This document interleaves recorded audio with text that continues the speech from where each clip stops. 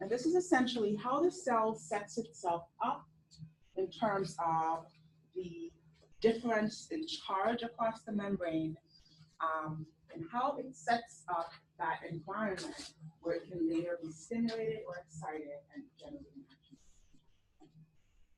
Okay?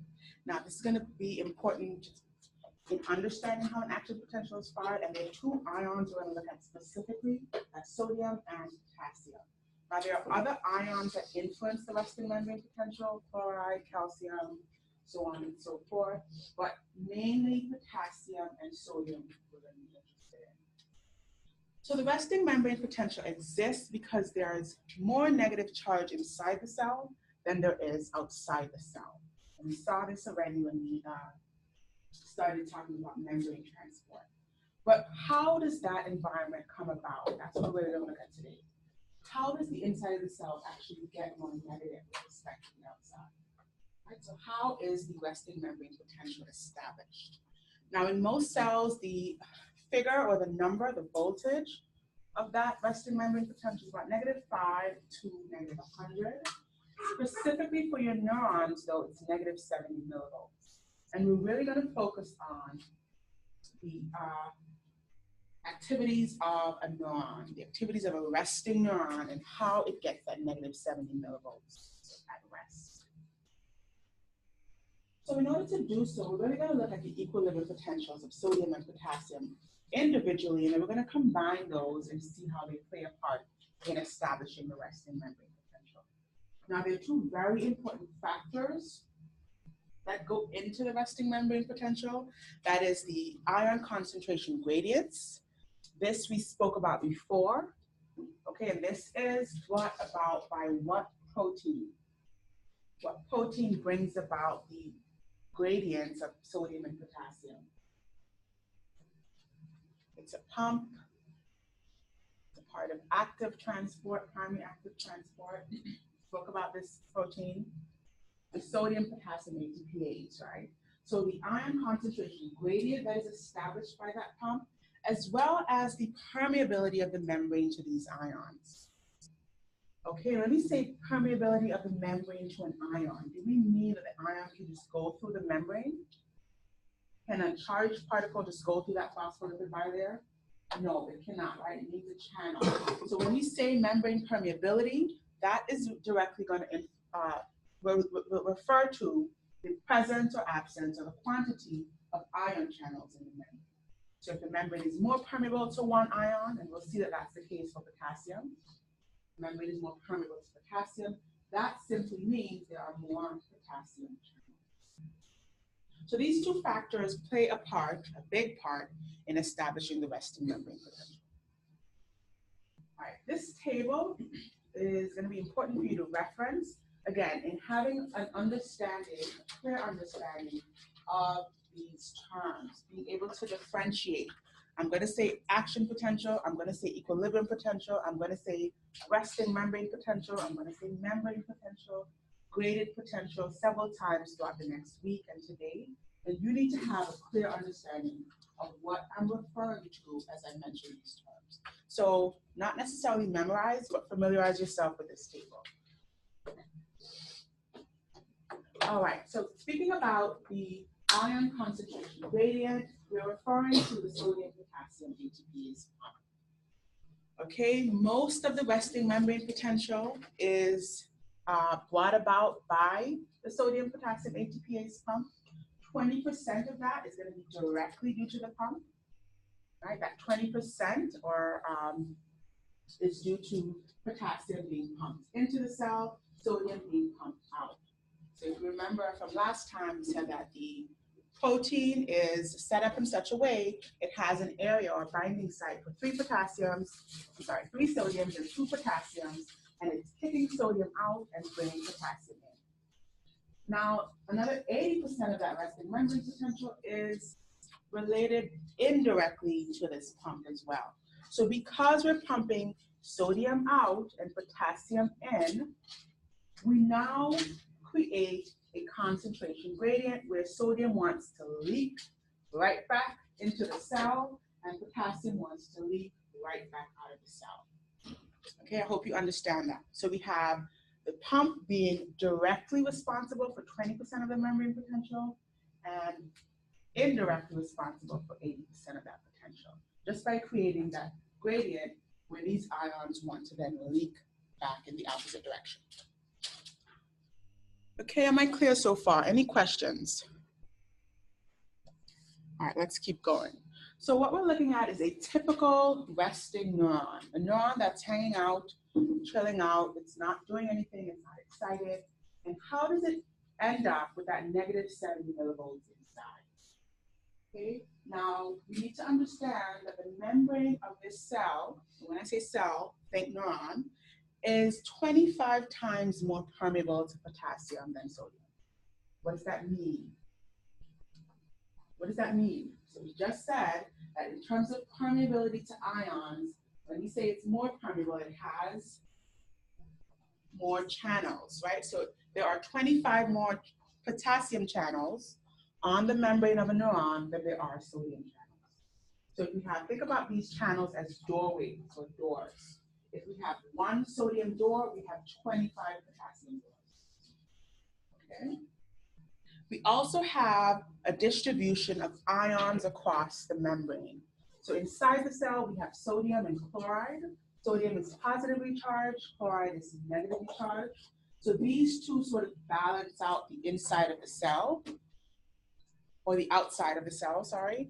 On the inside of the cell, we have potassium and other organic anions, such as ammonium, such as amino acids, such as proteins, DNA. These are negatively charged particles that are balancing that positively charged potassium on the inside of the cell. So it's very important to understand that. So sodium is in high concentration outside, potassium is in high concentration inside the cell. Ready? Okay. Now, we're going to take a hypothetical situation, and we're going to look at a cell that is only permeable to potassium to start with. And just to backtrack here a little bit, the reason that we're doing this is to understand how potassium plays a role in the resting membrane potential.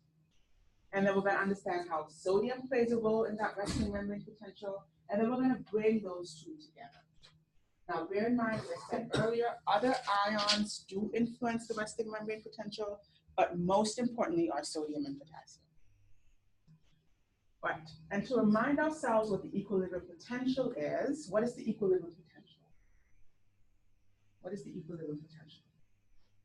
Let's remind ourselves of that.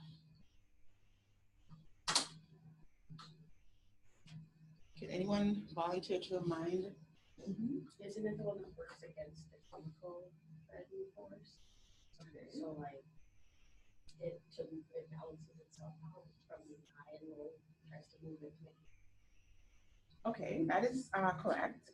So the chemical driving force and the electrical driving force balance each other out, and there is no net movement, right? The electrochemical driving force, which is the sum of both those forces, is a grand total of 0. So there's net movement of 0, right? And that's what the equilibrium potential is. It's specific for different ions. And so we're going to look specifically at how the equilibrium potential for potassium is brought about. Alrighty. So if we take this cell, we have a cell here, and again, this is a hypothetical situation. This cell is only permeable to potassium, but it's still in the same physiological environment as a regular neuron in that there is sodium and chloride outside, and there's potassium and other anions inside. Okay. Now, because there's more potassium inside the cell than outside, there is a chemical driving force established here, and that is in the direction of out the cell. So the potassium inside the cell wants to diffuse out of the cell, okay? And that's sort of the first step in understanding the equilibrium potential of potassium. Then potassium begins to move out of that cell according to its chemical gradient or its concentration gradient. And when it does that, it leaves the other anion. So in this image, we spoke about this negatively charged anion, and when potassium moves away from this negatively charged anion, what we end up with is this unopposed negative environment inside the cell. So inside the cell becomes more negative. all right, because of the movement of potassium outwards.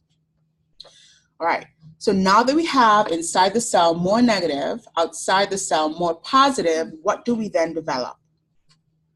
What do we then call this separation of charge?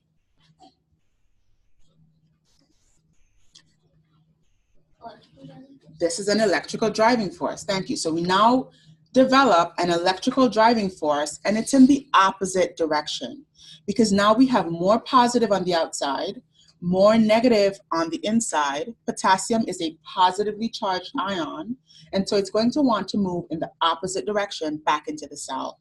All right, it's going to want to get nearer to that negative charge inside the cell, which is its opposite charge. And so what we have here is a chemical force moving potassium out of the cell and an electrical force moving potassium into the cell, okay? Now, the movement of potassium into and out of the cell will continue until potassium gets to its equilibrium, okay? And this is the membrane potential where the movement of potassium or the driving forces of potassium are equal and opposite. So they're of equal magnitude, but they're in opposite direction. I'll say that in a different way. The chemical and electrical driving forces of potassium at this point are in equal and opposite direction. And so the net movement zeroes out, right? And this is where potassium reaches its equilibrium potential.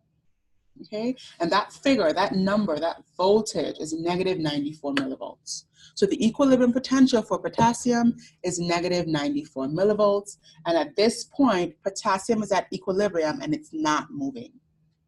All righty? Okay.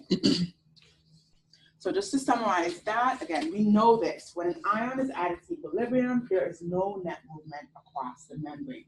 So the chemical force is equal and opposite to the electrical force, and so the electrochemical force is zero. Okay. Any questions so far? All right, so that was the equilibrium potential for potassium, and that's how we got that negative 94 number. That negative 94 number is going to be important in understanding the resting membrane potential. If you remember, that's the big picture that we're trying to describe here.